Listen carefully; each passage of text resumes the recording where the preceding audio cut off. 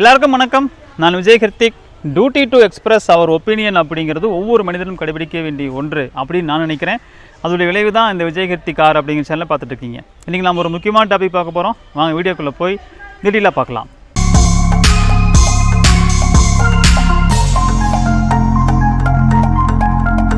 இப்போ மைவி3 கேஸ் எடுத்துக்கிட்டோம் அப்படின்னா, மைவி3 கேஸில் வந்து பணம் போட்ட முதலீட்டாளர்கள் எந்த வகையிலும் அவங்களுடைய பணத்துக்கு உண்டான இழப்பு வந்துடக்கூடாது.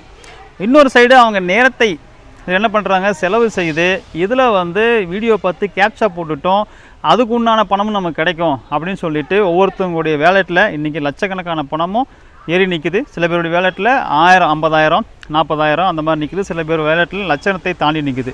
இப்போ இதுவும் வந்து பார்த்திங்கன்னா நமக்கு என்ன ஆகிடக்கூடாது, மோசம் ஆகிடக்கூடாது. அப்போது என்ன நடக்கணும், என்ன பண்ணணும் அப்படிங்கிறத நாம் வந்து யதார்த்தமாக இருக்கக்கூடிய உண்மையை சொல்கிறோம். இதை வந்து நிறையா பேர் என்ன பண்ணுறாங்க, நெகட்டிவ்ங்கிறாங்க. இதில் பார்க்காதீங்க. ஆனால் அவங்க நம்ம வீடியோ பார்க்குறாங்க, உங்களை பார்க்காதீங்கிறாங்க. ஏன்னா நீங்கள் பார்த்து இதை தெளிவடைஞ்சிட்டிங்க அப்படின்னா நீங்கள் வந்து அவங்கள கேள்வி கேட்பீங்க அப்படின்னு சொல்லிட்டு தான் அவங்க பார்க்காதீங்கிறாங்க. நான் சொல்கிற இந்த விளக்கத்தை நீங்கள் வந்து சிம்பிளாக புரிஞ்சுக்கோங்க. ஒன்றும் கிடையாது. என்ன அப்படின்னா, நீங்கள் வந்து இந்த பணம் போட்டது, விளம்பரம் பார்த்தது அதெல்லாம் அப்புறம் விட்டுருங்க. அந்த கதையெல்லாம் ஆல்ரெடி நிறையா பேசிட்டோம். இப்போ என்ன பண்ணுறதுங்க பற்றி பேசுவோம். இப்போது நீங்கள் என்னென்னா, இந்த நிறுவனம் வந்து 2451 கோடி ரூபாய் ஏதோ ஒரு வகையில் மக்கள்கிட்ட உள்ளே வந்திருக்கு. இந்த 2451 கோடி ரூபாய்க்கு இவங்க சொல்கிறது, நான் ஹெர்பல் ப்ராடக்ட் விற்றுருக்கேன் அப்படின்னு சொல்கிறாங்க. அந்த ஹெர்பல் ப்ராடக்டை வந்து விற்கிறாங்க அப்படின்னா உங்களுக்கு இன்க்ளூடிங் டேக்ஸோடு தான் விற்றுருப்பாங்க. அந்த டேக்ஸ் தொகை வந்து பார்த்திங்கன்னா 2451 கோடிக்கு நீங்கள் 12% நீங்கள் வந்து டேக்ஸ் கட்டணும். யார்? கம்பெனி கட்டணும். ஏன்னா உங்கள்கிட்ட வந்து அதை வாங்கியிருப்பாங்க. அப்போ 12% அப்படிங்கிறது பார்த்திங்கன்னா கிட்டத்தட்ட வந்து அது வந்து 2451 கோடிக்கு 294 கோடி அவங்க வந்து டேக்ஸே கட்டணும். எதுக்கு? பொருளை விற்றதுக்கு மட்டும். இப்போ இந்த பொருளை வாங்கி விற்கிறதா சொல்கிறாங்க இல்லையா, அந்த பொருளை வாங்கி விற்கும்போது இவங்களுக்கு ஒரு லாபம் இருக்குமில்ல, கம்பெனிக்கு ஒரு லாபம் இருக்குமில்ல, அந்த லாப பணத்தை தான் இவங்களுடைய ப்ராஃபிட். அதாவது இதுதான் கம்பெனிக்கு உண்டான பெனிஃபிட்டு. அந்த பெனிஃபிட்டுக்கு அவங்க என்ன பண்ணணும், அவங்க அடைந்த லாபத்துக்கு அவங்க 30% அவங்க வந்து டேக்ஸ் கட்டணும். அப்போ சிம்பிளாக நீங்கள் யோசிச்சு பார்த்தீங்க அப்படின்னா, இவர்கள் பொருளை விற்றதுக்கு மக்களிடம் அது ஜிஎஸ்டி, மக்களுக்கு வந்து ஜிஎஸ்டியோடு விற்றதுக்கு உண்டான 12%. இந்த பொருளை இவங்க வேறொருத்தருந்து வாங்கி ட்ரேடிங் பண்ணி உங்களுக்கு விற்றதாக சொல்கிறாங்க இல்லையா, அதில் இவங்க லாபம் பார்த்துருப்பாங்க இல்லையா, அந்த லாபம் நிகர லாபம் என்னன்னு ஒன்று காமிக்கணும். அந்த நிகர லாபத்துக்கு 30% டேக்ஸு. அப்போ யோசிச்சு பாருங்கள், இதுவே 294 கோடினா அவங்க நிகர லாபம் எத்தனை சதவீதம் வச்சுருக்காங்க அப்படின்னு அவங்க ஐடியில் காமிக்கணும். இந்த நிறுவனத்தில் எனக்கு வந்து எல்லா செலவினங்களும் போக நான் வந்து படா தோஸ்து பட்டு வண்டி வாங்கினேன், அப்பு போட்டேன், சேலரி கொடுத்தேன், அதை பண்ணேன், இதை பண்ணேன்னு எல்லாம் போக அவர்களுக்கு வந்து எவ்வளோ நெட் ப்ராஃபிட் நின்றுச்சோ அந்த நெட் ப்ராஃபிட்டுக்கு 30% டேக்ஸ் கட்டணும். அப்போது கணக்கு யோசிச்சுக்கோங்க.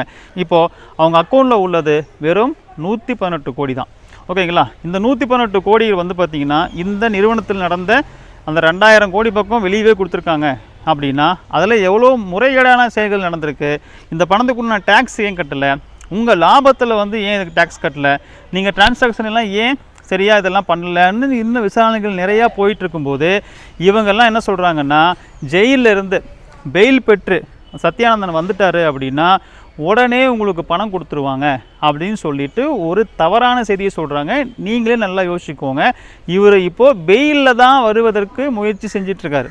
அந்த பெயிலில் வந்து என்ன நடக்கும்னா, வெளியே வந்துட்டாருன்னா அங்கே ஜெயிலில் இருந்து எப்போல்லாம் கோர்ட்டுக்கு வர சொல்கிறாங்களோ அப்போல்லாம் போய் அந்த வழக்கை அவர் கோர்ட்டில் விசாரணைக்கு போகிறதுக்கு பதிலாக இவர் வீட்டில் இருந்து போயிட்டு வருவார்.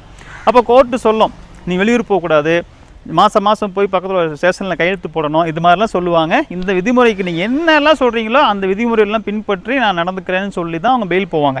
இப்போ பெயிலில் வந்துட்டால் அவர் விடுதலை பெற்று வந்துட்டதாக அர்த்தம் இல்லை.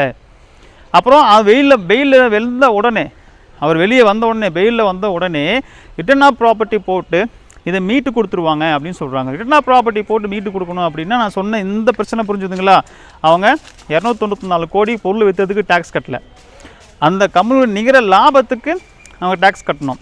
அப்புறம் இந்த 2000 சொச்சம் வந்து விட்ரா கொடுத்துருக்காங்க. அது யாருக்கெல்லாம் கொடுத்தாங்க, ஏன் அவங்களுக்கு கொடுத்தீங்க, எந்த வகையில் கொடுத்தீங்க, எதுக்காக அவங்களுக்கு கொடுத்தீங்க, இந்த விசாரணைகள்லாம் போகும். அப்போது இந்த நிறுவனத்தில் நடந்த இந்த வரவு செலவு தான் முறைகேடேங்கும்போது அந்த என் அக்கௌண்ட்டில் எனக்கு 118 கோடி இருக்குது, அதுபோக நான் ஹப்பில் பொருள் வச்சுருக்கிறேன், என்னுடைய ப்ராப்பர்ட்டி இருக்குது, என்னுடைய காரை நீங்கள் வச்சுருக்கீங்க, 4 படா தோஸ்தை வந்து வச்சுருக்கீங்க, எல்லாம் எனக்கு திருப்ப கொடுங்கன்னு கேட்டால் எப்படி கொடுப்பாங்க? ஏன்னா அதெல்லாம் விசாரித்து இந்த கேஸில் எல்லாமே இவர்களுக்கு தான் ஒப்படைக்கணும், இல்லை ஒப்படைக்க முடியாது அப்படின்னு தீர்ப்பு வரும்போது தான் வரும். இதெல்லாம் அப்போது நடைமுறைக்கு சாத்தியம் இல்லை அப்படிங்கிறது புரியுதா? ஆனால் எல்லோரும் என்ன சொல்கிறாங்க, உங்களுக்கு இது நடைமுறைக்கு சாத்தியம், அவர் வெளியே வந்த உடனே ரிட்டன் ஆஃப் ப்ராப்பர்ட்டி போட்டு உங்களுக்கு எல்லாத்தையும் ரிலீஸ் பண்ணிடுவாங்கன்னு சொல்கிறாங்க. ஒன்று. சரி, இப்போ ரிட்டன் ஆஃப் ப்ராப்பர்ட்டி போடுறாங்கன்னு வச்சுக்குவோம், வெளியே வந்துட்டார், பெயிலில் ரிட்டன் ஆஃப் ப்ராப்பர்ட்டி அப்ளை பண்ணுறாருன்னா அந்த ப்ராசஸே 6 மாதம் பக்கம் போகும். அந்த ப்ராசஸ் 6 மாதம் போய் இவங்க கைக்கு இவங்க ரிட்டன் ஆஃப் ப்ராப்பர்ட்டி கேட்டதெல்லாம் கைக்கு வந்து அதுக்கப்புறம் விட்ரா ஸ்டார்ட் பண்ணுறது அப்படிங்கிறது யோசிப்போங்க. சரி, அப்போது ரிட்டன் ஆஃப் ப்ராப்பர்ட்டி போட்டு இவங்க கைக்கெல்லாம் பொருள், இவங்களுடைய பேங்கில் உள்ள பணம், அப்பில் உள்ள பொருள், இவங்களுடைய காரு, 4 படா தோஸ்து வண்டி எல்லாம் அவங்கக்கிட்ட ஹேண்ட் ஓவர் பண்ணிக்கிட்டாங்கன்னு வச்சுக்குவோம்.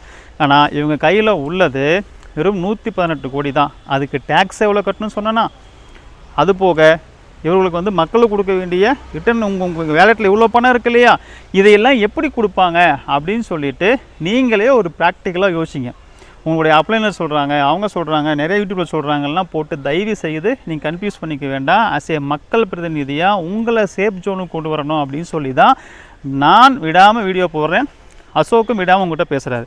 ஸோ ஒன்றும் கிடையாது, நம்மளுடைய கைட்லைனில் ஃபாலோ பண்ணி நிறையா பேர் என்ன பண்ணியிருக்கிறாங்க அப்படின்னா, இஓடபிள்யூவுக்கு ஜஸ்ட்டு ஒரு 25 ரூபா செலவுங்க, மிஞ்சி போனால் ஒரு 30 ரூபா செலவு, அவ்வளோதான். நீங்கள் ஒரு ரிஜிஸ்டர் போஸ்ட் அனுப்பணும். அனுப்பிட்டிங்கன்னா உங்களுடைய அந்த புகார் மனு அங்கே பதிவாயிடும். பதிவானதுக்கப்புறம் இது யாருக்கும் தெரியாது. நீ அதாவது அந்த அந்த இஓடபிள்யூ துறைக்கு தெரியும், பொருளாதார குற்றவியல் அந்த தடுப்பு துறைக்கு தெரியும். நீங்கள் எந்த மைவித்தில் மெம்பராக இருந்தீங்க, அந்த உங்களுடைய ஐடி இது, நீங்கள் பணம் இவ்வளோ போட்டிங்க, ரிட்டன் எடுத்தீங்க, இதெல்லாம் தெரியும். ஆனால் மற்ற மைவி ஆளுகளுக்கு தெரியாது, அப்ளைன்னு இருக்கோ மற்றவர்களுக்கும் தெரியாது. ஏன்னா இப்போ கம்ப்ளைண்ட் கொடுத்தா தான் உங்களை ஒரு எதிரி மாதிரி எல்லோரும் பார்க்குறாங்க. அதனால் இதை தவிர்க்கணும் அப்படின்னா நான் சொல்கிறத நீங்கள் தயவுசெய்து ஃபாலோ பண்ணுங்கள், நீங்கள் சேஃப் ஜோனுக்கு வந்துடுவீங்க. ஏன்னா இதை ஃபாலோ பண்ணி இப்போ நிறையா பேர் வந்து பார்த்திங்கன்னா இஓடபிள்யூக்கு வந்து ரிஜிஸ்டர் போஸ்ட் அனுப்பி ரிஜிஸ்டர் போஸ்ட்டை வந்து என்ன பண்ணியிருக்கிறாங்க, ரிஜிஸ்டர் போஸ்ட்டை பார்த்துட்டு அங்கேருந்து இவர்களை கூப்பிட்டு யார் அனுப்பிச்சாங்களோ அவங்கள கூப்பிட்டு பேசியிருக்கிறாங்க, டீட்டெயிலெலாம் கேட்டிருக்கிறாங்க. உங்கள் வழக்கு இங்கே நீங்கள் அனுப்பிச்ச போஸ்ட் மூலிமா அனுப்பிச்ச வழக்கு பதியப்பட்டாச்சுன்னு இஓடபிள்யூவிலிருந்தே கூப்பிட்டு கன்ஃபர்மேஷன் பண்ணி கன்ஃபர்மேஷன் லெட்டரும் அவங்களுக்கு வந்திருக்கு. அதை இன்னொரு வீடியோவில் அந்த லெட்டர் நான் வந்து உங்களுக்கு பப்ளிஷ் பண்ணுறேன்.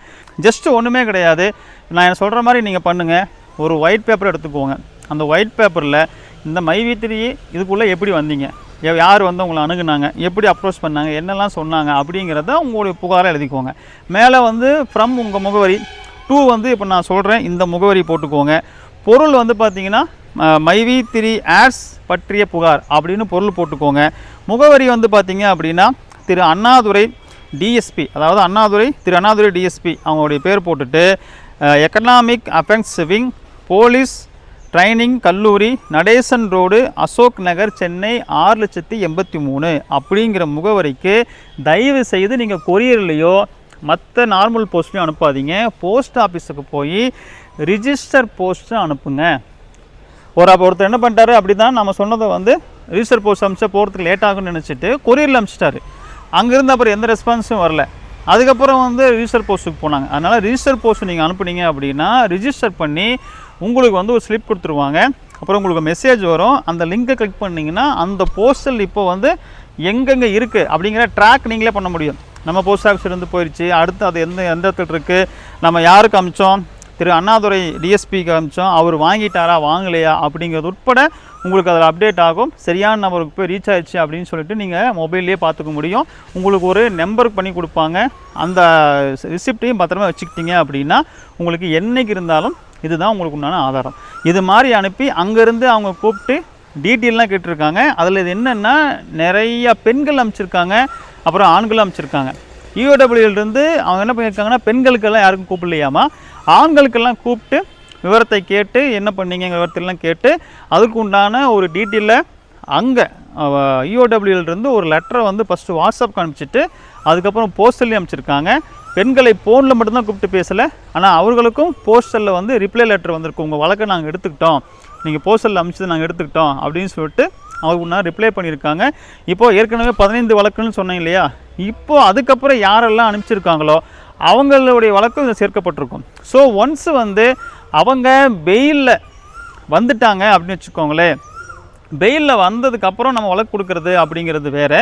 இப்போ நீங்கள் வழக்கு கொடுத்துட்டீங்க அப்படின்னா சிஆர்பிசி செக்ஷன் 357 அப்படிங்கிற ஒரு சட்டம் இருக்குது. அந்த சட்டத்தின் பிரகாரம் அவங்க வந்து பெயிலுக்கு வரத்துக்கு முன்னாடியே பாதிக்கப்பட்டவங்களுக்கு யாரெல்லாம் இப்போ கம்ப்ளைண்ட் கொடுத்துருக்காங்களோ அவர்களுக்கு இதை அந்த பணத்தை திருப்பி செலுத்திட்டு தான் அவங்க என்ன பண்ண முடியும், அதுலேருந்து பெயிலே வாங்க முடியும். இப்போது உடனே உங்களுக்கு பணம் கிடைக்கும். நீங்கள் காலதாமதம் பண்ண அவங்க சொல்கிறாங்க இவங்க சொல்கிறாங்க, நீங்கள் காலதாமதம் பண்ண அதனுடைய தீர்ப்பு வரும் காலத்தில் தான் உங்களுக்கு பணம் கிடைக்கும். அதே இப்போ பண்ணீங்க அப்படின்னா அவங்க பெயிலுக்கு முன்னாடியே உங்கள் பணத்தை அவங்க கட்டணும் கோர்ட்டில் அப்படின்னு ஒரு சட்டமே இருக்குது. அந்த சட்டத்தின் பிரகாரம் அவங்க அந்த பணத்தை கட்டிட்டு தான் வெளியே வர முடியும். ஸோ இந்த வாய்ப்பு உடனே பயன்படுத்துங்க, தாமதிக்காதீங்க. இப்போ நான் என் மேலே உள்ள கோபம், என்னை திட்டுறது, என்னை ஃபேஸ்புக்கில் நிறையா வந்து ஃபோட்டோவெல்லாம் எடுத்து மாப்பிங் பண்ணி ஏஐ டூல் எடுத்து போடுறது, இதெல்லாம் ஒரு பக்கம் நான் அதை என் மைண்டுக்கே கொண்டு போகல. ஏன்னா இது நீங்கள் தெரியாமல் பண்ணுறீங்கன்னு நான் நினச்சிக்கிறேன். உங்களை சேஃப்டி பண்ணுறதுக்காக நான் வரேன். நீங்கள் என்னையே தாக்குறீங்க, அது உங்களுடைய குணம் நான் எடுத்துக்கிறேன். உங்களை சேஃப்டி பண்ணுறது என்னுடைய குணம் அப்படின்னு நான் வந்து செயல்படுறேன். அதெல்லாம் ஒரு பக்கம் எடுத்து வச்சுருங்க. என்னை திட்டுறது, என்ன வந்து ட்ரோல் பண்ணுறது, வந்து எனக்கு பட்ட பேர் வச்சு சொல்கிறது, இதெல்லாம் அசோக் அதே மாதிரி சொல்கிறது, அதெல்லாம் தூக்கி ஓர வச்சுட்டு உங்களுக்கு உண்டான ஒரு சொல்யூஷன் வேணும் அப்படின்னா நீங்கள் அதை ஃபாலோ பண்ணுங்கள். ஸோ நான் மறுபடியும் சொல்கிறேன், யாரையும் கட்டாயப்படுத்தலை.